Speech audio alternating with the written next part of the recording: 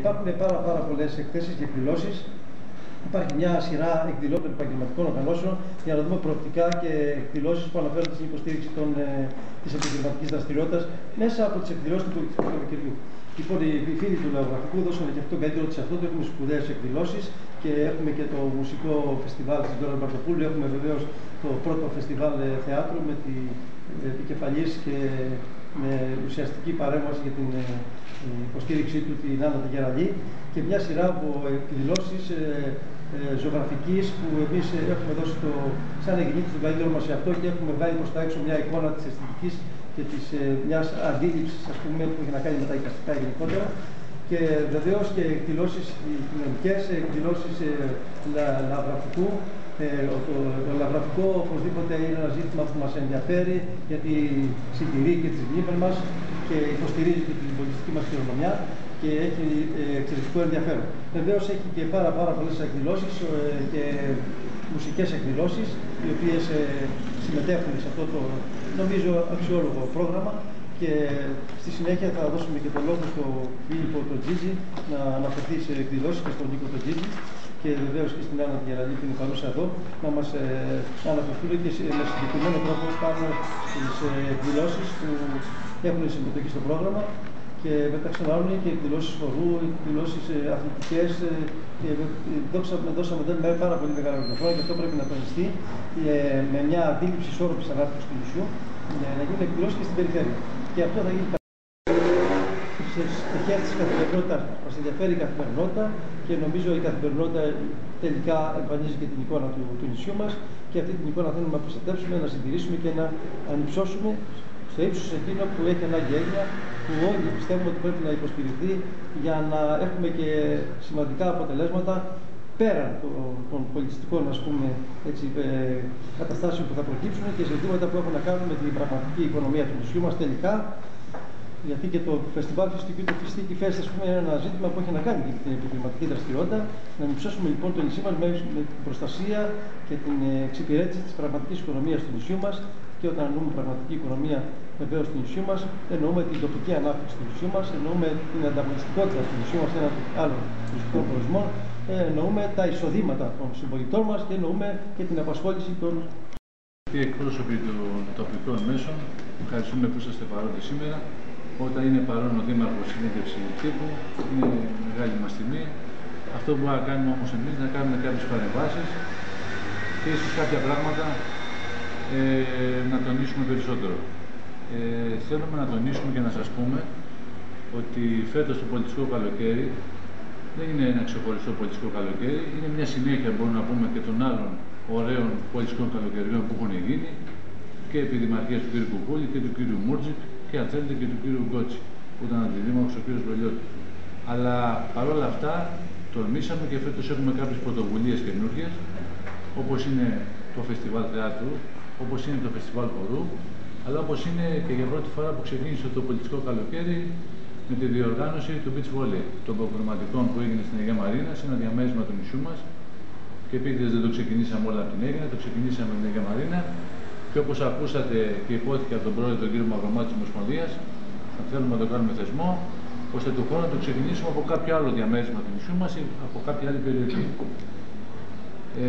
Θέλω και εγώ, παρότι είναι έτσι, το είπε και ο κύριος Δήμος, να ευχαριστήσω τον κύριο Γαλάνη για την άψογη συνεργασία που είχαμε, τον κύριο Νίκο Τζίτζι, τον πρόεδρο της ΚΕΔΑ, επίσης τον κύριο Καλοκαίρι Γιώργο και την κυρία Ροδάκη Νεκταρία. Όλα αυτά τα χρόνια έχουν αποκτήσει τεράστια πείρα και μας βοηθάνε σε κάθε βήμα που κάνουμε στα πολιτιστικά και είναι, μπορώ να πω, είναι πολύτιμοι συνεργάτες μας.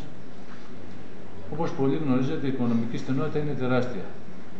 Ακούμε πολλές φορές μέσα στο Δημοτικό Συμβούλιο ότι ο Δήμος είναι σε κατάσταση έκτακτης ανάγκης, από φωνές και από ανθρώπους που έχουν υπηρετήσει το θεσμό της τοπικής αυτοδιοίκησης. Εμείς όλα αυτά τα ακούμε με πάρα πολύ προσοχή και αυτό το πρόγραμμα, αλλά και κάθε εκδήλωση του Δήμου προσπαθούμε να βρίσκεται μέσα σε αυτά τα όρια. Και όπως είπε και ο Δήμαρχος, φέτος αλλά και άλλες περιοχές όπως είναι η Πέρδικα, όπως είναι η Κυψέλη, όπως είναι η Σουβάλα, μετέχουν σε αυτό το πολιτιστικό καλοκαίρι.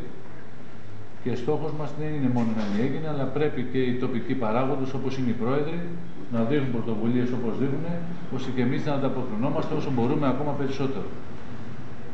όπως πολύ καλά γνωρίζετε, ο Δήμος Αίγινας, οι Αιγινίτες, οι τοπικοί καλλιτέχνες έχουν αναπτύξει κατά τη διάρκεια του χρόνου, αλλά και πολύ πιο παλιά, ιδιαίτερες αξιόπαινες και αξιοζήλευτες πολιτιστικές πρωτοβουλίες που αναφέρονται στο θέατρο. Δεν είναι τυχαίο ότι μέσα στο πρόγραμμα του πολιτιστικού καλοκαιριού έγινε πρώτη πρωτεύουσα, με κορυφαία όλων το φεστιβάλ θεάτρου. Υπάρχουν πάρα πολλές πρωτοβουλίες με το θέατρο, όπως είναι η ψυχανάλυση του Τάκη του Σόρου, όπως είναι άλλες τοπικές πρωτοβουλίες, όπως είναι του Γιώργου του Μπίτρου, τα περσινά ξινά στα φίλια που ξαναπέζεται λίγο πριν το φεστιβάλ Φιστικιού, και άλλες τοπικές πρωτοβουλίες, όπως είναι η ζωγραφική, που ήδη έχουν ξεκινήσει και γίνεται κάθε χρόνο στο Λογογραφικό Μουσείο. Και ήδη φέτος έχουμε μια ομαδική έκθεση ζωγραφικής της Ελένης της Ζημαράκη που θα είναι στον πύργο του Μάρκελου, ανοίγοντας πλέον και το χώρο των δραστηριοτήτων, όχι μόνο στον πύργο του Μαρκέλου, αλλά όχι μόνο στο Λογογραφικό Μουσείο, αλλά και στον πύργο του Μαρκέλου. Και εδώ να τονίσω ότι με πρωτοβουλία του Δημάρχου μας έχει ήδη διαμορφωθεί ο χώρος να είναι σε μια καλύτερη κατάσταση. Έχουν φύγει όλα τα βιβλία που ήταν τα βιβλία της βιβλιοθήκης του Σπύρου του Αλεξιού με παλιά πρωτοβουλία του Σώζου του Βελίου του Δημάρχου και έχουν πάει στο χώρο πάνω του πνευματικού κέντρου. Έχει απελευθερωθεί ο χώρος, μπορώ να πω, έχει γίνει ένας πολιτισμένος χώρος και σκεφτόμαστε μαζί με τον κύριο Δήμαρχο αλλά και όλο το Δημοτικό Συμβούλιο και τον πρόεδρο της ΚΕΔΑ να λάβουν χώρα και άλλες πρωτοβουλίες, να φτιαχτεί ακόμα περισσότερο χώρος, ώστε να μην τρεπόμαστε για το εσωτερικό του χώρου και να είμαστε περήφανοι ακόμα περισσότερο. Πρόγραμμα με αυτή την πολιτιστική αναβάθμιση την οποία προσπαθούμε σε όλη, και όχι μόνο στο Δήμο, αλλά και σε όλη την Αίγυπτο. Πράγματι παρουσιάστηκε και υπόθηκε και από τον κύριο Δήμαρχο και από τον κύριο Αντιδήμαρχο, τον Φίλιππα, αναλυτικά το πρόγραμμα. Κάναμε μια προσπάθεια και θα θεσμοθετήσουμε, όπως γνωρίζετε και όπως παρακολουθήσατε, και το φεστιβάλ παραδοσιακών χωρών, την οποία είναι πρωτοβουλία έχει ο Μορφωτικός Σύλλογος και σήμερα βρίσκεται κοντά μας και ο πρόεδρος, ο κύριος Μουσουλιάς, τον οποίο και ευχαριστούμε. Και αυτό το φεστιβάλ παραδοσιακών χωρών έχουμε στόχο να το θεσμοθετήσουμε και κάθε χρόνο να το παρουσιάζουμε. Καθώς επίσης μια άλλη μεγάλη εκδήλωση με πρωτοβουλία των μελών του Δημοτικού Θεάτρου, με τη βοήθεια και της κυρίας Γεραλή και των άλλων όλων μελών που συμμετέχουν σε αυτήν την Επιτροπή Λειτουργίας του Δημοτικού Θέατρου, και στην οποία μετέχει και από πλευράς της ΚΕΔΑ και ο κύριος Μουσουλιάς και η κυρία Βενιέρη, να κάνουμε θεσμό και αυτό το φεστιβάλ θεάτρου. Εγώ θα ήθελα να ευχαριστήσω τα μέλη της Επιτροπής του Δημοτικού Θεάτρου και πιστεύω ότι έχουν προσφέρει και θα προσφέρουν ένα αξιόλογο πρόγραμμα. Να τα πάνε κάπου αλλού, στη θάλασσα, ξέρω εγώ έτσι. Και είναι πολύ ωραίο αυτό. Και με το τελευταίο έργο που θα παίξουμε, δεν ξέχασα κάποιον, ελπίζω, είναι το Forever του Γιώργου Ηλιόπουλου. Είναι μια παράσταση που βραβεύτηκε σαν την καλύτερη παράσταση της χρονιάς το 2004 ή 2005, δεν θυμάμαι, και παίζεται ακόμα. Δηλαδή παίζονταν το χειμώνα στη ΣΤΟΑ, δευτερότυπο. Παίζεται συνέχεια αυτό το έργο. Είναι η ελληνική Virginia Woolf. Είναι ένα ζευγάρι που σε μία νύχτα ολόκληρη περνάει όλη τους η ζωή και περνάνε από διάφορες φάσεις. Έρωτος, μίσους και όλα αυτά, ό,τι γίνεται σε ένα ζευγάρι, λίγο στα άκρα τα πράγματα, με φοβερό χιούμορ. Είναι νέος συγγραφέας. Εγώ είχα τη χαρά να παίξω πριν από 2 χρόνια με τον Κώστα τον Καζάκο ένα έργο του, το κουτί, το μαύρο κουτί που παίξαμε στο Θέατρο Καρέζη και ήταν δικό του το έργο και έπαιζε και ο ίδιος μέσα. Και είναι ένας πολύ αξιόλογος και ηθοποιός και συγγραφέας, έχει κάνει πολύ μεγάλες επιτυχίες. Εν πάση περιπτώσει, και αυτό το σκηνοθέτησε πάλι μια μαθητριά μου από τη σχολή του Τριβιζά, η Βαρβάρα Ινδούκα. Είναι μεγάλες κοπέλες πια αυτές, γιατί αυτό που σας λέω τώρα είναι πριν 30 χρόνια. Ήταν μαθήτριές μου. Αλλά είμαι πολύ χαρούμενη γιατί έχουν προχωρήσει πάρα πολύ καλά. Εγώ θυμάμαι που είχε σταματήσει τη συμμετοχή σου στο θέατρο Καρέζη. Ναι, ναι, είχα έρθει εδώ. Και σε καλέσαν ένα μεσημέρι που σου πήρε το βράδυ. Αυτό ήταν. Αρρώστησε, χτύπησε η κοπέλα και πέρα να πληρώσει. Γιατί εγώ έπαιξα. Και εσύ είπες ναι, μπορεί να έχεις προετοιμαστεί καθόλου. Δεν γίνεται σε αυτά, σώζει τον άλλον. Αυτό ήταν πολύ ωραίο. Ήταν πάρα πολύ ωραίο. Πώς τα κατάφερες? Μου έδωσε μεγάλο κουράγιο. Πώς τα Στη ζωή κατάφερες? μου αυτό το πράγμα νόμιζα ότι όπου να είναι πατάει το Αλτσχάιμερ. Δεν έχω Αλτσχάιμερ, σας δίνω το λόγο.